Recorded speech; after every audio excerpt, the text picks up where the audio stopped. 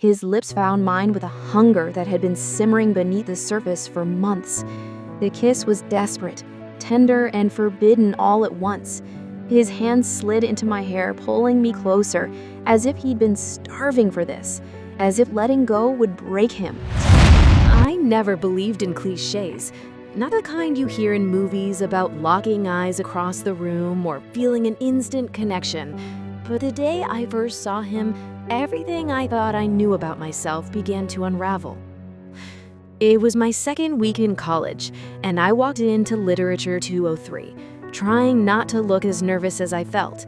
The classroom was buzzing with chatter, papers shuffling, phones glowing in students' hands. Then the room went quiet as he entered. Professor Adrian Hayes. He wasn't what I expected. No stiff suit, no monotone voice, no cold distance. Instead, he had a quiet presence that drew everyone in. Tall, broad-shouldered, with dark eyes that seemed to see right through you.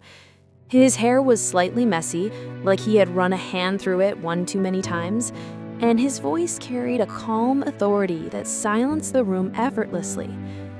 When his eyes briefly met mine, something inside me shifted. My heart gave a little jolt, and I quickly looked down, pretending to study my notebook. I told myself it was just nerves, nothing more. But deep down, I already knew this wasn't just another class, and he wasn't just another professor. It was the beginning of something I shouldn't even dare to imagine. I told myself it was harmless, a silly crush, something that would fade as quickly as it came. But with each class, I felt the pull growing stronger. Professor Hayes had a way of teaching that made words come alive. The way his deep voice carried through the room, the way his eyes lit up when he read a passage, it was impossible not to be captivated. But what unsettled me most wasn't the way everyone else admired him, it was the way I felt like he was speaking directly to me. One afternoon, he asked a question about love in classic literature. My throat tightened when his gaze lingered on me, waiting for my answer. Somehow, my voice found its way out, soft but steady. Love, I said, isn't just about passion or desire. It's the way someone makes the world feel less heavy, like you're not carrying it alone anymore. For a moment, the class faded. His eyes locked on mine, and a faint smile curved his lips, as though I had said something only he truly understood. I quickly looked away, but the damage was already done. My pulse raced, my cheeks burned, and I knew I couldn't keep pretending this was just admiration. It was something deeper, something I had no business feeling for my professor. After class, I tried to slip out unnoticed, clutching my notebook tight against my chest. But then his voice stopped me. "Alice, could you stay behind for a moment?" My heart stuttered. Students filed past me, chatting and laughing until the room was nearly empty. I turned slowly, forcing a smile. "Yes, Professor?" He leaned against his desk, arms crossed casually, but there was something in his eyes, something that made my breath catch. "Your answer earlier, about love, it was thoughtful, mature. Most people your age don't see it that way." I swallowed hard, every nerve in my body buzzing. "I guess I just feel things deeply," I said, almost whispering. For a long moment, silence stretched between us. The air grew heavy, charged. He looked at me in a way that wasn't entirely professional, and I knew he felt it too, even if he would never admit it. "Keep writing," he finally said, breaking the tension. "You have a gift for understanding emotions. Don't waste it." I nodded, my knees barely holding me steady as I left the room. But as I stepped into the hallway, one thought echoed in my mind. This was no longer just a crush. It was a dangerous spark, and if I wasn't careful, it could consume us both. The weeks that followed were torture. Every lecture felt like a game of restraint. His words measured, my glances stolen, our silence screaming louder than anything spoken. One rainy afternoon, I found myself alone in the library, drowning in half-finished notes. I should have been focused on my assignment, but my thoughts were tangled in him.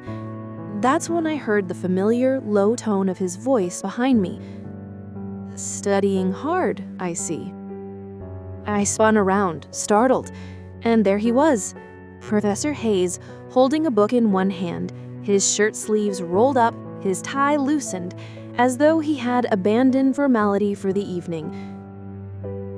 I laughed nervously, trying to anyway. He glanced at the papers scattered in front of me, then pulled out the chair across the table. "Mind if I join you?" I hesitated.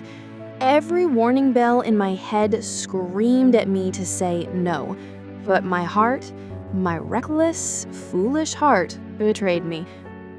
"Sure," I said softly. We sat across from each other in the dim glow of the library lights, the rain tapping steadily against the tall windows. For a while we talked about books, about writing, about everything and nothing. But then his hand brushed mine as he passed me a pen. The touch was brief, almost accidental, but my body reacted like a flame to gasoline. His eyes flicked up to meet mine, and in that moment, the world tilted. It was small, subtle, but I knew we had just crossed the first line, and there would be no going back. The tension between us grew unbearable after that night in the library. I couldn't sleep, couldn't concentrate. His voice lived in my head. His nearness haunted my skin. Every lecture became torture, his gaze brushing mine, lingering a little too long before he turned back to the board. Then came the evening I'll never forget. I was walking past his office after class, my books hugged tight to my chest, when I noticed his door slightly open. The warm glow of his desk lamp spilled into the hallway. I should have kept walking. I told myself to keep walking. But then I heard him call my name, soft, almost hesitant. "Stay a moment." I stepped inside, closing the door behind me, as though sealing away the rest of the world. His office was quiet, the shelves lined with books, the faint smell of coffee in the air. He leaned back in his chair, tie loosened, sleeves rolled up again like that night in the library. "I noticed you've seemed distracted," he said carefully, his eyes searching mine. "Is everything all right?" My throat tightened. I wanted to lie, to protect both of us. But instead, the truth slipped out like a secret I had been dying to release. "It's you. You're the distraction." The silence that followed was deafening. He stood slowly, crossing the small space between us until he was just a breath away. His hand hovered near my face, trembling as though he was fighting every ounce of self-control he had left. And then, in a voice barely audible, he said, "You have no idea how long I've tried to fight this." The air cracked between us, and I knew the next moment would change everything. His words echoed inside me. "I've tried to fight this." It was all I needed to hear. Every doubt, every fear, every reason why we shouldn't, they all crumbled in that moment. He reached for me, slowly, as if giving me one last chance to pull away. But I didn't move. My breath caught when his hand finally touched my cheek, warm and steady, grounding me while my heart thundered out of control. I looked up at him, and in his eyes I saw the war he'd been fighting. Duty against desire. Reason against something much stronger. "Tell me to stop," he murmured. His voice was low, strained. But I couldn't. My lips parted, and instead of pushing him away, I whispered the truth. "Don't stop." That was all it took. His restraint shattered. His lips found mine with a hunger that had been simmering beneath the surface for months. The kiss was desperate, tender, and forbidden all at once. His hands slid into my hair, pulling me closer, as if he'd been starving for this, as if letting go would break him. When we finally pulled apart, breathless, the room felt charged with something dangerous and beautiful. "This can't leave this room," he said, his forehead resting against mine. "No one can ever know." "I know, but I don't care. I'd rather have this secret with you than live without it at all." We both knew the risk, the weight of the choice we had just made. But in that moment, it didn't matter. The world could fall apart outside his office walls. Inside, it was just us, and the secret we could never undo. I woke up the next morning with his scent still clinging to me, lingering like a promise I wasn't ready to face. The sun cut through the blinds, but instead of warmth, all I felt was the sharp bite of reality settling in. I replayed every moment, the kiss, the way his hands trembled against me, the way my own heart betrayed reason and surrendered. It should have felt like a dream, but instead it felt too real, etched into my skin like ink I could never wash away. Guilt crept in, heavy and uninvited. I was his student. He was my teacher. We had crossed the line we swore we wouldn't. And yet, underneath the shame, I felt something even stronger. Love. When I walked into his class later that day, it was like standing on the edge of a storm. He stood at the front, calm and collected, like nothing had happened. But when his eyes met mine, just for a second, the mask slipped. There it was again, the secret, alive between us. Every word he spoke, every step he took, felt charged. No one else noticed, but I did. My heart recognized the shift, the invisible thread now pulling us tighter. During a group discussion, he brushed past my desk. His hand, accidentally, or maybe not, brushed over mine. My breath hitched, and his jaw tightened. We both knew this wasn't something we could pretend away. That night, I opened my journal and wrote the truth. I should regret this. I should hate myself, but I don't. I love him, and I'd choose this forbidden love again, no matter the cost. It started with whispers. At first, I thought I was imagining it. The way other students glanced at me when I walked into the lecture hall, the way conversations hushed when I passed by. But it wasn't my imagination. Someone had seen something. Or maybe they had just sensed it. The way two people can't hide a spark, no matter how carefully they pretend. Professor Adrian kept his distance that week. His tone clipped, his eyes darting anywhere but mine. It hurt, but I understood. We were balancing on a blade's edge.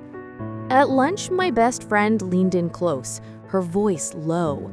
"Is there something going on between you and Professor Adrian?" she whispered. I laughed it off, shaking my head. Of course not. My smile felt like glass about to crack. But the worst part wasn't the rumors. It was him. Seeing him like that, controlled, withdrawn, like he was shutting the door on me, was breaking something inside me. That night, I stayed late in the library just to avoid going back to my dorm. The words on the page blurred as I stared at my notes. When I finally closed the book, he was there, Professor Adrian, standing at the edge of the stacks, his face shadowed by the dim light. "We need to talk," he said quietly. My heart dropped. He sat opposite me, his voice low, urgent. "Someone's starting to ask questions. We have to be careful." "Careful?" My voice cracked. "You're already acting like you don't even know me." His jaw clenched. "I'm doing this to protect you." And then it hit me. This wasn't just about us anymore. Whatever we were had started to bleed into the world outside, and the walls we'd built to keep it hidden were beginning to crumble. I wanted to reach for his hand, but for the first time, I hesitated. The universe has a cruel way of testing you when you think you can still hold on. It happened on a rainy Thursday. I was leaving class when I heard raised voices echoing down the hallway. My steps slowed, my heart thudding in my chest. When I turned the corner, I froze. Professor Adrian was standing at the department office door, facing the head of faculty. Their tones were sharp, clipped, and though I couldn't catch every word, one phrase cut through the noise like a blade. Inappropriate closeness with a student. The ground beneath me seemed to vanish. When he saw me lingering there, Professor Adrian's eyes widened just for a second, but that second said everything. The head of faculty followed his gaze and then looked at me. My stomach twisted into knots. I ran. I didn't know where, I just ran until I was outside, the rain soaking through my clothes. My chest heaved, not just from the sprint, but from the crushing realization. Our secret wasn't a secret anymore. Later that night, there was a knock on my dorm window. I pulled back the curtain, and there he was. Drenched, breathless, desperate. I let him in. Neither of us spoke at first. The silence was louder than thunder. Finally, he broke. His voice cracked as he said, "They know, don't they? We don't have much time before everything changes." I shook my head, tears spilling down my cheeks. Then why does it feel like we have already lost? And then, without asking, without thinking, he pulled me into his arms. It wasn't careful anymore. It wasn't hidden. It was raw, trembling, and on the edge of breaking. For the first time, he didn't hold back. And for the first time, I let myself believe that even if the world turned against us, this moment was ours. The rumors spread faster than wildfire. By the next week, the entire campus seemed to know, or at least suspect, something between Professor Adrian and me. Whispers followed me through hallways, eyes lingered too long, and I could feel the judgment pressing against my skin. He was called into the dean's office twice. I waited outside both times, my chest heavy, my heart pacing as though it wanted to escape. When he finally walked out, his face was pale, his jaw tight, but he still managed to offer me that soft, steady smile. That night, I found him in the library, the one place we both used to escape into silence. He sat across from me, his hands trembling against the table. For a long while, neither of us spoke. The weight of choice sat between us, heavy, suffocating. Finally, he whispered, "If we stop now, I'll keep my job. You'll be safe. Life will go on like none of this ever happened." I swallowed hard, blinking away tears. "And if we don't?" He met my eyes, really met them, as if tearing through every wall I had ever built. His voice was quiet, but there was no hesitation. "Then we risk everything, but we don't lose us." My heart cracked open at those words, because deep down I already knew my answer. The world might never understand. It might always be wrong in their eyes. But in that moment, all I could feel was the truth, that what we had was real, and I'd rather risk the storm than spend a lifetime wondering what if. So I reached across the table and took his hand. My voice shook, but it was steady enough to seal my fate. "Then we choose us."